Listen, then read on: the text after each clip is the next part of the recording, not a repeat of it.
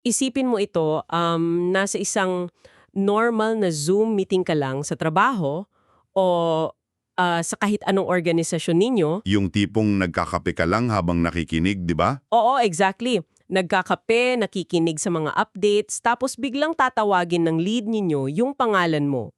Paktay tayo dyan. 'Di ba? Grabe. Tapos sasabihin niya sa buong grupo na nananaginip daw siya tungkol sa iyo kahapon at oras na para umamin ka at sabihin sa kanila ang lahat. Sobrang nakakakaba yun. Parang eksena sa pelikula eh. Totoo, tunog pelikula talaga siya. Pero para sa iyo na nakikinig na yon, ang misyon natin sa malalim na pagtalakay na ito ay hindi ito script ng pelikula. Nangyari yung mismong eksenang ito noong March 29, 2026. Isang totoong Zoom meeting. Yes. At meron tayo ditong isang napakakakaibang set ng mga document. Bali, isang tala ng pananignip noong tanghali at yung aktual na transcript ng Zoom meeting na iyon kung saan sumabog ang lahat. Na sobrang daming revelasyon. Oo, kaya ang gagawin natin is magsisimula tayo sa isang tila inosenteng panaginip, tapos dadaan tayo sa mga nakakagulat na pag-amin ng mga double life sa loob ng isang sagradong lugar, at magtatapos tayo sa isang napakabigat na pilosopiya tungkol sa kung ano nga ba ang tunay na kahulugan ng pagsisisi habang tayo ay nabubuhay pa. Pero, teka, bago tayo tuluyang bumaba sa mga detalyeng yan, kailangan nating mag-set ng malinaw na ground rules. Oo, mahalaga yan. Kasi yung mga susuriin natin ngayon, hindi ito biro. Yung mga documents na hawak natin ay naglalaman ng mga mabibigat na akusasyon, matatapang na pananaw, at mga testimonya na direktang tumitira sa mga tao sa loob ng isang institusyong panrelihiyon. Medyo sensitive talaga yung topic. Sobra! Kaya nais kong linawin ng buong buo sa iyo na nakikinig na wala tayong kinakampihan sa diskusyong ito. Ang layunin lang natin ay hindi upang maging hurado. Hindi natin huhusgahan kung totoo o hindi ang mga paratang na maririnig natin. Bali, observers lang tayo dito. Exactly. Tayo ay narito bilang mga masugid na tagapagmasid. Nais nating ilahad, intindihin at suriin yung mensahe at yung mismong estratehiya na nakapaloob sa orihinal na material.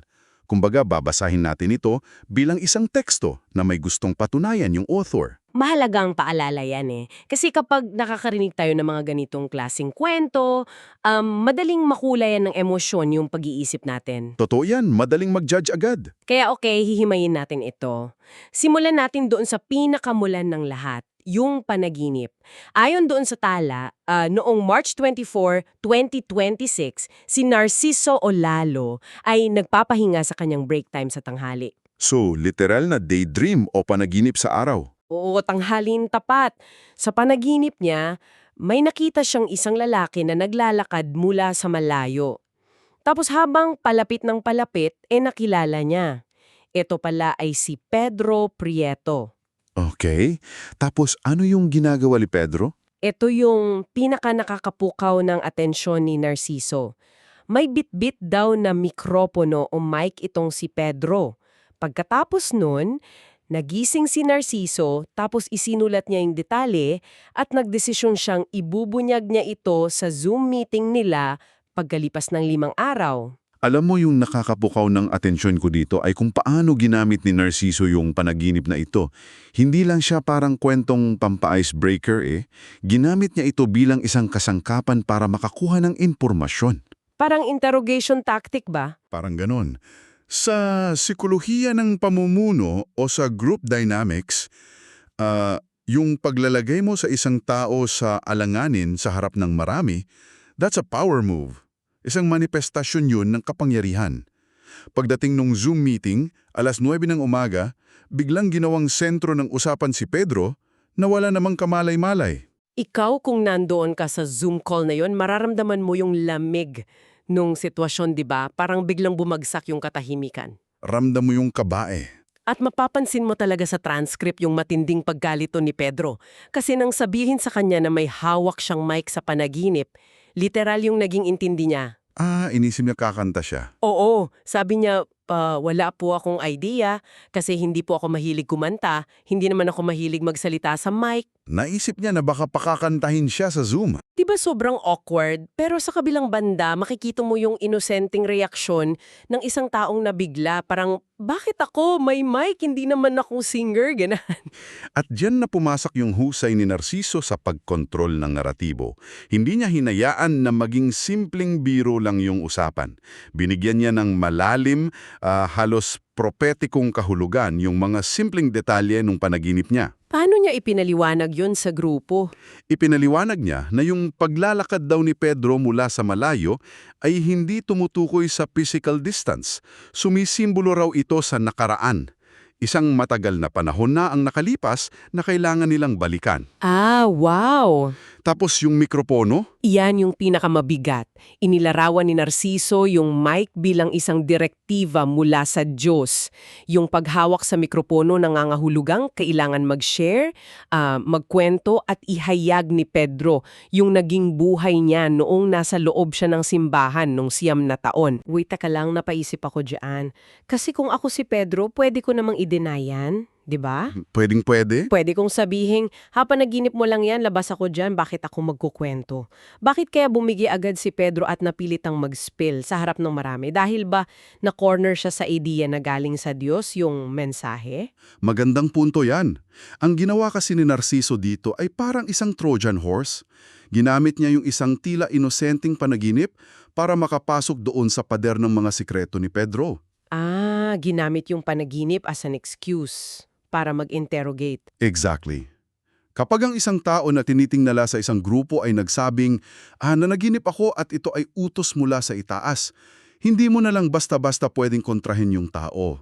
Kinukontra mo na rin yung itinuturing na lang otoridad na banal. Oo nga, no, ang hirap i-dismiss nun sa ganung context.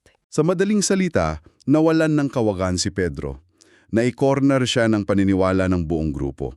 At dahil doon, sa mikropono na iyon, binuksan ni Pedro ang isang kaba ng mga kwentong matagal na niyang ibinaon.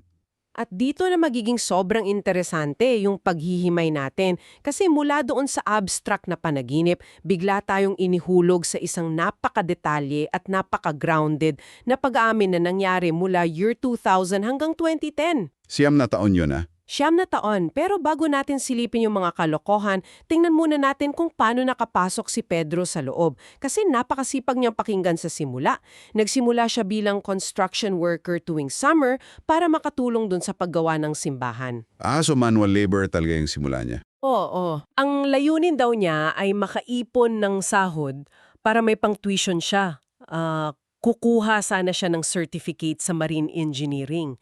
At dahil magkatabi lang daw yung simbahan at yung eskwelahan, mga 200 meters lang daw yung layo, naging practical na magstay-in na lang siya doon. Makes sense. Mas tipid nga naman. Tapos, mula dun sa pagiging construction worker, naging assistant cook siya na namimili at nagluluto, hanggang sa naging sakristan na rin siya. Nagsilbi siya sa San Roque Church dun sa may Pateros, tapos sa St. Joseph na malapit sa Cubao.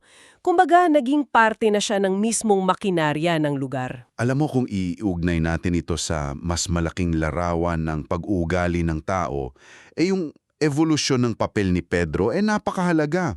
Yung pag-akyat niya mula sa pagiging tagagawa ng pisikal na istruktura, papunta sa pagiging sakristan na kasama sa mga ritual, nagbigay yun sa kanya ng matinding access. Oo nga no, naging insider talaga siya. Unti-unti siyang naging insider. At kapag insider ka na, nakikita mo yung mga bagay na hindi nakikita ng ordinaryong mananampalataya na nagsisimba lang tuwing linggo. Yung pagiging pamilyar niya doon sa mga pasikot-sikot ng lugar iyon, yun yung nagbukas ng pinto para sa mga tukso. At hindi lang basta tukso, kundi literal na pang-aabuso sa yaman ng institusyon. Alam mo yung pinakatumatak sa akin doon sa transcript? Ano yun? Yung sa wishing well. Kasi para sa maraming tao, kapag naghagis ka ng barya sa wishing well na nasa loob ng simbahan, kasama doon yung panalangin mo, di ba? Sacred yun para sa mga nagdadasal. Tapos may mga inosenteng pagong pa nga daw doon eh. Pero ang malalaman natin, kinukuha pala nila ni Pedro yung mga barya doon, tapos pinaghahati-hatian nilang pare-pareho at hindi na nga daw sila natakot, ginawa pa nilang pantay-pantay yung hatian para walang magsusumbong. May tinatawag tayo sa psikolohiya dyan na moral licensing. Moral licensing, paano yon? Kapag ang isang tao ay gumagawa ng mabuting gawain, halimbawa, naglilingkod sa simbahan buong araw, nagluluto para sa mga pare, o nag-aayos ng altar, minsan nakakaramdam sila ng entitlement.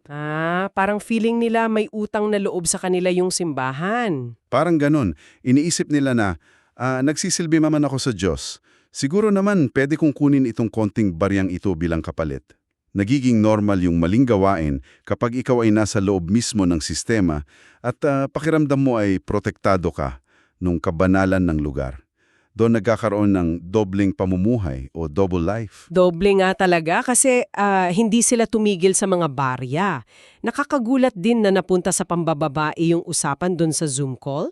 Ginamit pa daw ni Pedro yung sasakyan ng parik. Minsan daw 2 sasakyan pa ang dala nila para pumunta sa mga townhouse sa gabi pagkatapos ng mga trabaho nila. Matinding lakas ng loob na yan. Tapos nakakabilib o nakakagimbal yung kwento ng pag-inom nila.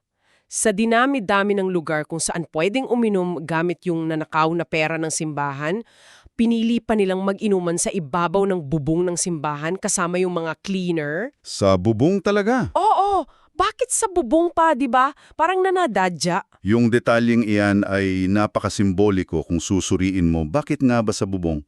Kasi literal at figuratibo nasa itaas sila ng simbahan. Kapag nasa bubong ka, nakikita mo ang lahat sa ibaba pero walang nakakakita sa iyo mula sa lupa. Wow. Parang tago sila sa mata ng mga tao. Oo. Itinuturing nilang untouchable ang kanilang mga sarili.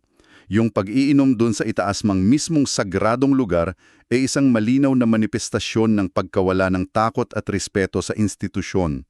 Pinapakita nito na sa paningin nila, yung simbahan ay isa na lamang ordinaryong gusali kung saan pwede silang magloko sa halip na isang banal na tahanan. Ang lala. Pero habang lumalaki yung lakas ng loob nila sa mga maliliit na pagnanakaw at bisyo na yan, dyan napapasok yung pinakamalaking tukso, ang mismong koleksyon tuwing linggo. Yung pera sa misa? Oo. Para sa'yo na nakikinig, subukan mong i-visualize ito. Ayon kay Pedro, noon mga taong 2000 hanggang 2003, 2 beses kinokolekta yung pera sa isang araw. Pagsapit pa lang daw ng tanghali, halos umaapaw na yung sako sa dami ng mga baryang inilagay sa alkansya. Isang sakong pera? At para lang mabuhat yung sakong yon, hindi daw sapat ang isang tao. Kailangan pa ng 3 tao, isang tagatulak sa likod at 2 tagahila sa harap para lang madala ito. Ang dami kong katanungan dito Paano nangyaring ganyan kadami yung pera na hindi man lang nababantayan ng maayos ng mga nakakataas? Ito yung punto sa testimonya kung saan nagsisimulang lumawak yung saklaw ng kwento ni Pedro. Kapag nakikita ng isang tao sa ibaba tulad ni Pedro na isa lamang sakristan at assistant cook na ganyan karami ang pera at ganyan kaluwag ang sistema hindi maiiwasang maghanap siya ng mga butas. Nakakatempt nga naman talaga. Ngunit ang mas mahalagang napansin ko dito ay kung paano ito naging tulay para sa mas malalalim na revelasyon. Dahil kapag nakikita mo ang mga kapintasan sa pisikal at pinansyal na pamamahala ng isang lugar, madalas nakikita mo rin yung mga moral na kapintasan ng mga taong mumuno rito. Oo nga at parang doon gumuho yung huling pader ng paggalang ni Pedro. Dahil pagkatapos niyang aminin yung sarili niyang mga kasalanan, biglang bumigat yung hangin sa Zoom meeting. Doon na siya nagturo sa iba, di ba? Oo, ibirunyag ni Pedro na hindi lang pala sila ang may kalokohan. Mula sa pagnanakaw nilang mga sakristan, itinuro niya yung daliri niya paitaas. Ikinwento niya na sa kalakaran doon sa loob, nakita niya mismo na may mga pare na may karelasyon sa mga janitor at landkeeper.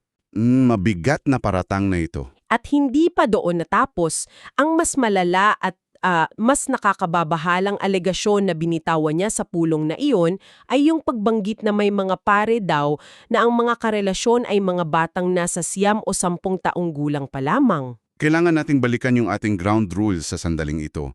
Yung mga alegasyong binitawan ni Pedro ay nasa pinakamataas na antas ng bigat. Sobrang bigat. Mga menor de edad yung pinag-uusapan. Ang mga ganitong klaseng paratang ng pang-aabuso ay hindi simpleng chismis lamang. Sa labas ng usapang ito, ang mga ito ay dapat dumadaan sa mahigpit at masusing investigasyon ng mga kinaukulan.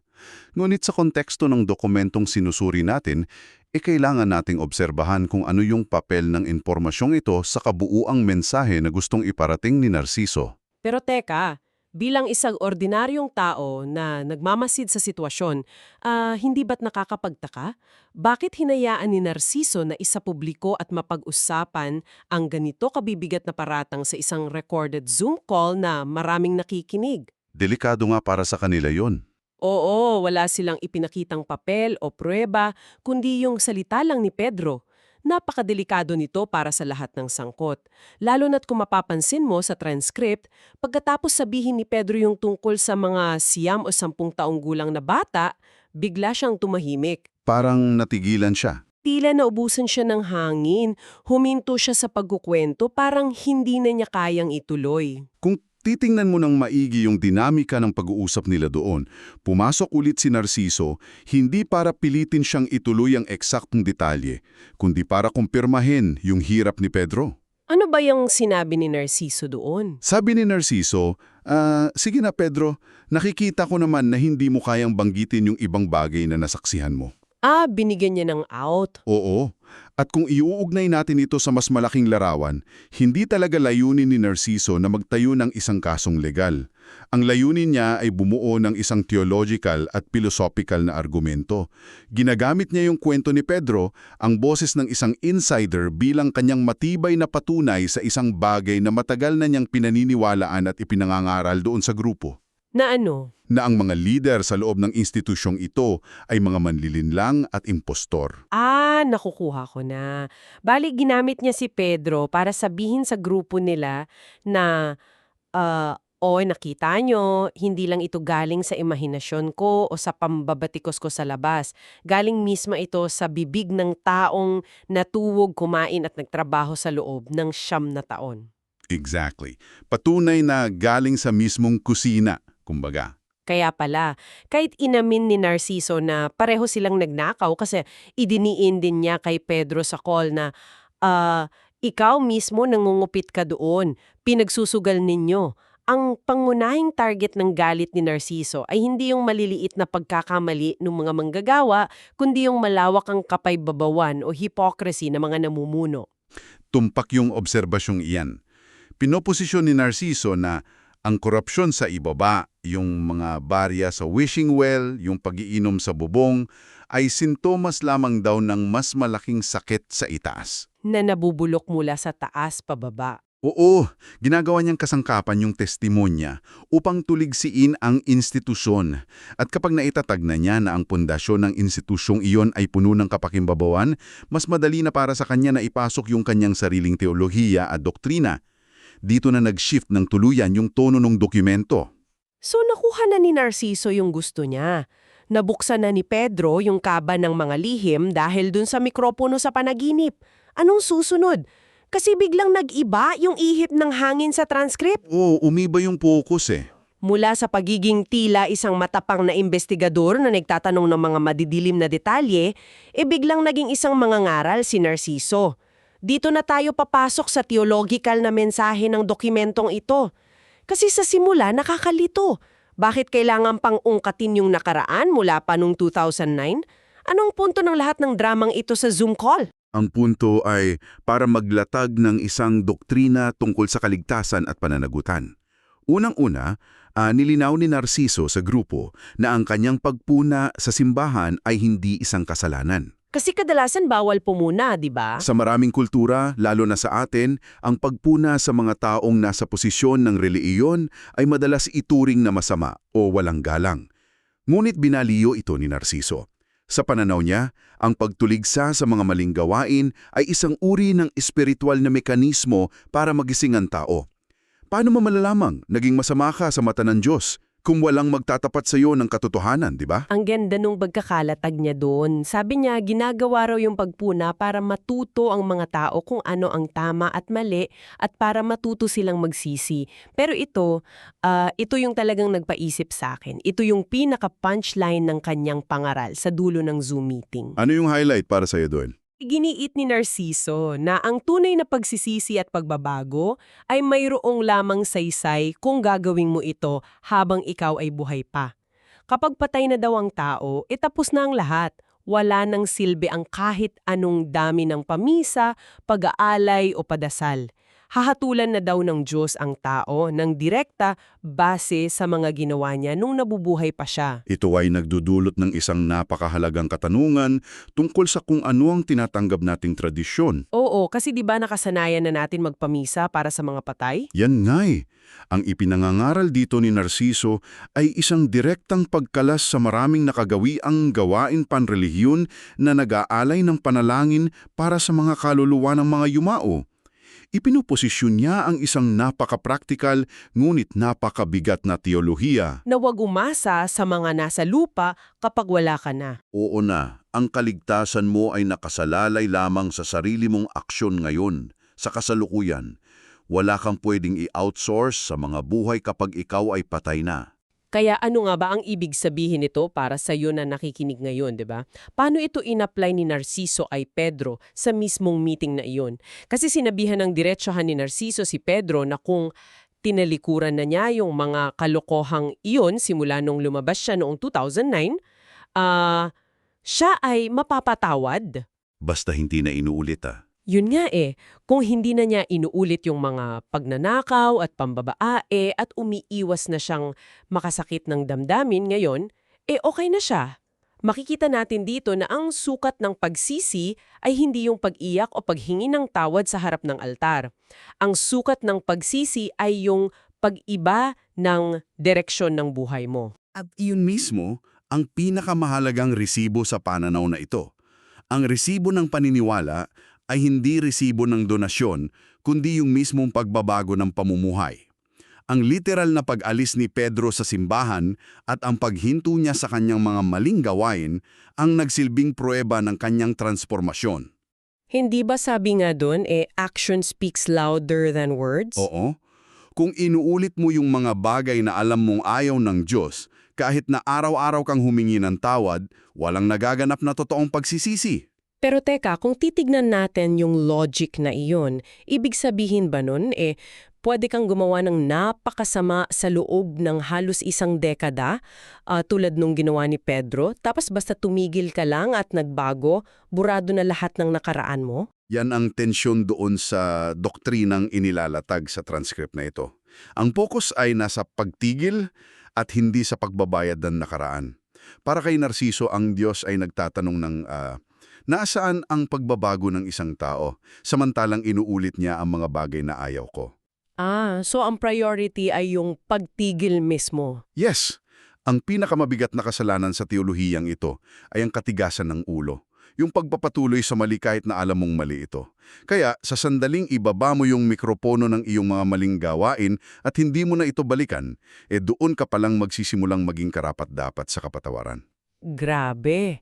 Yung nilakbay natin sa malalim na pagtalakay na ito, nagsimula tayo sa isang tila inosenteng kwento, isang panaginip sa kalagitnaan ng araw, tungkol sa isang taong may hawak na mikropono. Isang simpleng panaginip. Diba, sino ba naman na mag-aakala na ang simpleng imaheng iyon sa panaginip ni Narciso ay magiging isang susi?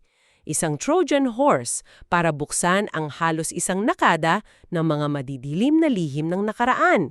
Mula doon sa inosenteng wishing well na may mga pagong na naging pinagkukunan ng pondo para sa bisyo, hanggang sa pag-iinom sa bubong ng simbahan kung saan pakiramdam nila ay higit sila sa lahat ng tao.